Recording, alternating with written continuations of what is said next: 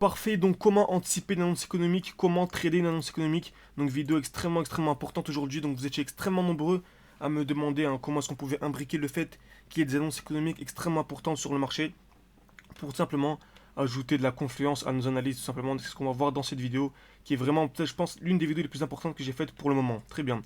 Donc nous allons tout d'abord aller sur le site le plus important, tout simplement sur nos annonces économiques, qui est pour moi investing.com.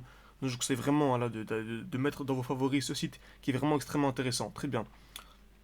Donc nous sommes sur notre graphique, nous sommes le 29 juin, ok, tout simplement. Donc nous sommes sur le XAUSD, donc leur compte dollar américain, et nous sommes le 29 juin. Parfait. Donc nous allons sur notre site 29 juin. Comment est-ce que je paramètre personnellement investing.com. Donc je vais sur filtre, ici je clique sur filtre, tout simplement. Je descends et je mets seulement les 3 étoiles.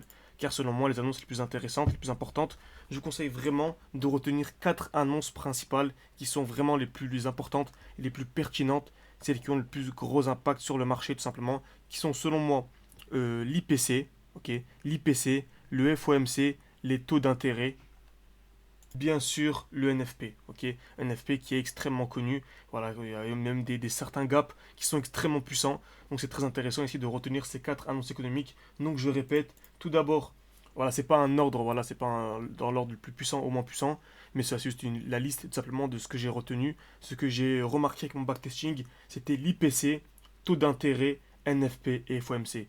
Bien sûr, c'est ici, voilà, car on est sur le XAU USD, donc il y a du USD, il y a du dollar. Donc je répète, IPC, taux d'intérêt, NFP et FOMC. Très bien. Donc nous allons ici sur notre, tout simplement sur notre site, nous mettons les 3 étoiles seulement. Très bien, appliqué.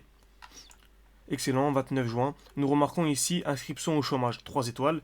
Inscription au chômage. Moi personnellement, j'ai remarqué qu'il n'y avait pas énormément d'impact. Après, c'est vraiment selon vos backtesting, c'est vous qui allez remarquer selon exactement, selon également surtout les actifs que vous tradez. Tout dépend vraiment des actifs que vous tradez, hein. Si vous tradez des actifs plutôt américains, plutôt européens, cela dépendra vraiment. C'est pour ça que je vous incite vraiment à tout simplement redoubler d'efforts sur vos backtesting et repérer le maximum de data, le maximum de données tout simplement pour être le plus efficace pardon, possible dans votre trading. Très bien. Donc ici on a le script au chômage et le PIB trimestriel. Le PIB trimestriel ne fait pas partie des 4 que je vous ai présentés, mais il y a un très gros impact, ok, surtout dans cet exemple que nous allons voir aujourd'hui. Très bien. Donc nous voyons ici PIB trimestriel, et en plus de cela, lorsque nous avons 3 étoiles d'affilée, ok, même si les deux n'ont pas énormément d'impact individuellement, mais lorsqu'il y a une sorte d'accumulation, voilà, ça peut provoquer des très belles impulsions sur le marché. Donc ici en l'occurrence, ça a été le cas. Donc 14h40, 14h30, pardon, nous allons sur notre graphique et nous mettons tout simplement ici une ligne, ok, sur 14h30. Donc nous savons qu'à partir de ce moment-là, nous allons avoir une très grosse impulsion à 14h30, donc au niveau de la ligne bleue. Parfait. Donc en amont, c'est toujours en amont que l'on fait l'analyse, hein. C'est pas au moment, c'est pas 14h29 que nous faisons l'analyse, c'est bien en amont. Même ici, en l'occurrence, il est 14h16 car j'ai utilisé le bouton replay, mais il faut même effectuer beaucoup plus tôt, ok. C'est même voilà, une dizaine de minutes avant, même une vingtaine de minutes, que l'on analyse les plus grosses zones de liquidité pour simplement avoir une idée de où est-ce que le marché peut aller. Alors, ici, dans ce cas-là, on va avoir une très belle chute sur le XAUSD, ok. Mais bien sûr, je n'ai pas pris de vente à découvert sur le XAUSD. Ce qui compte ici, c'est vraiment l'analyse technique en général qui est extrêmement important. Et pour ceux qui veulent trader l'or, je vous conseille vraiment d'aller jeter un œil au GLDM. GLDM. Donc c'est une vidéo vraiment extrêmement importante pour ceux qui veulent trader l'or. Allez jeter un œil au GLDM, tout simplement. Donc, pour rappel, je vous ai dit que je ne prenais pas de vente à découvert, pas de short, mais c'est l'analyse technique qui est très intéressant ici. Pourquoi? Car c'est vraiment applicable sur tous les marchés. Si nous étions par exemple sur les crypto-monnaies, bon, on savait tout simplement que nous allons avoir un mouvement baissier. Donc ce n'est pas du tout le bon moment pour investir ici et plutôt attendre la liquidation d'une zone de liquidité. Donc c'est ce que vous allez mieux comprendre dans la suite de la vidéo. Très bien. Donc très bien, également sur l'or, hein, c'est la même chose, hein, pour une personne qui investit sur l'or, celle-ci qui va avoir un très bon mouvement baissier, même si elle ne prend pas de short, bah, c'est simplement le bon moment pour ne pas investir à l'instant T, mais attendre la belle chute avant d'injecter un maximum tout simplement de capital. Tout dépend bien sûr de son money management et de sa stratégie, bien sûr, je le rappelle. Donc nous allons en plus haut time frame, très bien pour refaire l'analyse en amont. Excellent, donc nous sommes ici en tac. Très bien, en 3 minutes. Et on remarque quoi déjà, vraiment, ce qui nous tape à l'œil, c'est la très belle zone de liquidité. On a une très belle zone de QL ici. Donc on est venu taper une fois, deux fois, trois fois, quatre fois, quasiment dans la même zone. Donc on l'a représenté ici par ce beau petit rectangle. Très bien. Donc on sait déjà qu'on a une très belle zone de QL qui va être liquidée quoi qu'il arrive, c'est une certitude. Excellent. En plus de cela, nous sommes dans un mouvement qui est très baissier. Ok, on nous a marché très baissier. On a certes une zone de QH ici, qui va être liquidée, c'est une certitude. Mais là, voilà, pour l'instant, on est très baissier, très baissier, très baissier. Donc, je m'attends, comme ça, hein, vraiment, en jetant un œil au marché, au graphique, je m'attends à la liquidation des EQL, puis ensuite un mouvement haussier pour venir liquider ces EQH. Et en plus de ça, ce qui est très pertinent, c'est si on jette un œil vraiment plus au time frame, c'est pour ça que c'est extrêmement important d'avoir vraiment une vision globale, vraiment un bel aperçu. On remarque ici que nous sommes dans une très belle zone ici, ok. On est dans un beau mouvement baissier qui a provoqué la hausse, un très bel order block ici. Nous sommes à l'intérieur, donc on s'attend ici à une accumulation, en tout cas à une réaction. Ça, c'est une certitude. Donc en 4 heures, nous sommes ici dans une très belle zone d'order block. On s'attend à une réaction. En 1 heure, plutôt même en 1 heure, c'est la même chose, hein. Ici, en 1 heure, on remarque ici la création de QL, ok. Création de QL, liquidation des EQL, tout simplement. Très bien. Donc voilà, ici en 1 heure, en fait, on a avancé un peu. TradingView bug un petit peu. Lorsque nous avançons en 1 heure, bah, ça nous spoil entre guillemets. Mais bon, c'est pas grave. Donc ici, ça n'a aucun impact sur notre analyse, donc il n'y a pas de problème. Donc ici, création de QL, très bien. On s'attend à un mouvement baissier. Donc on va un peu petit time frame en 1 minute. On remarque quoi ici? Que nous avons des EQL exacts. Là, ce qu'on appelle des EQL exacts. Pourquoi? Car nous avons une touche, deux touches, ici, la ligne bleue, exactement au même niveau. Une touche, deux touches, exactement au même niveau. Plus on zoome, plus on voit que c'est vraiment au millimètre près dans ce que j'appelle des EQL exacts. Ok. Contrairement à ces EQL plus bas, ce n'est pas des EQL exacts. Pourquoi? Car on remarque qu'on n'est pas venu taper exactement au même niveau. Ici, la largeur ici de ce rectangle n'est pas nulle. Ok. On voit qu'on tape une fois, deux fois, trois fois, quatre fois, quasiment au même niveau. C'est des EQL très pertinents, mais ce ne sont pas des EQL exacts. Très bien. Donc ici, voilà, c'est très important d'avoir voilà, de bien briquer différents time frames et bien briquer les différentes notions. On s'attend ici, c'est certitude à 100% que nous viendrons liquider les EQL. Les EQL exacts sont liquidés à 100%. Donc on s'attend à la liquidation des EQL exacts, puis ensuite la liquidation des plus gros EQL. Très bien. Donc voyons ce que le marché nous donne. On peut aller ici en 1 minute. On remarque ici la création d'une belle distribution. Car pour avoir un mouvement baissier, il nous faut une distribution. Donc on voit c'est clairement le cas. On vient créer ici des EQH. Donc pour rappel, qu'est-ce qu'une distribution? On va le faire ici. C'est création de QL, plutôt de QH, pardon. Création de, QL c'est plus bas, hein. Comme on l'a dit ici, c'est vers le bas. Lorsque c'est vers le haut, c'est des EQH. Création de QH, liquidation, pourquoi pas une deuxième, et ensuite cassure, COS. Et là on a le mouvement baissier. Donc on a ici clairement le début d'une création de QL, de distribution, pardon, hein, décidément.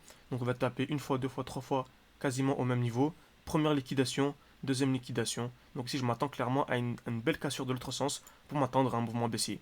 Donc voyons ce que le marché nous donne. Parfait, excellent. Et là on a clairement la belle liquidation des EQL exacts. Donc là c'était clairement prévisible.